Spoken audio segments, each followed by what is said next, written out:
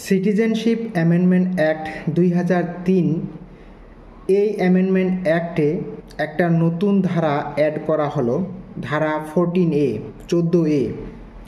এই 14A ধারায় বলা হলো বলতে কি সেন্ট্রাল গভর্নমেন্টকে, কেন্দ্র সরকারকে ক্ষমতা দেওয়া হলো যে সেন্ট্রাল গভর্নমেন্ট কী করতে পারবে, ক্রিয়েট করতে পারবে আর মেনটেন করতে পারবে এনআরসি, অর্থাৎ এনআরসি বানাতে পারবে, অর্থাৎ এনআরসি লাগু করতে পারবে এবং এনআরসিটাকে মেনটেন করতে পারবে।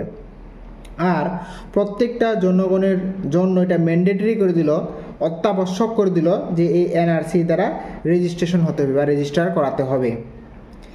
এটাই হচ্ছে প্রথম এনআরসি এর আইন, মানে এনআরসি এর কনসেপ্ট বা এনআরসি সম্বন্ধে প্রথম যে একটা লিগাল ফাউন্ডেশন বা লিগাল যে প্রভিজন আসলো সেটা হচ্ছে এই প্রভিজন, যেটা 2003 সালে প্রথম সিটিজেনশিপ অ্যামেন্ডমেন্ট অ্যাক্ট 2003 সালে ধারা 14A দ্বারা এটাকে ইনসার্ট করা হয় বা যুক্ত করা হয়।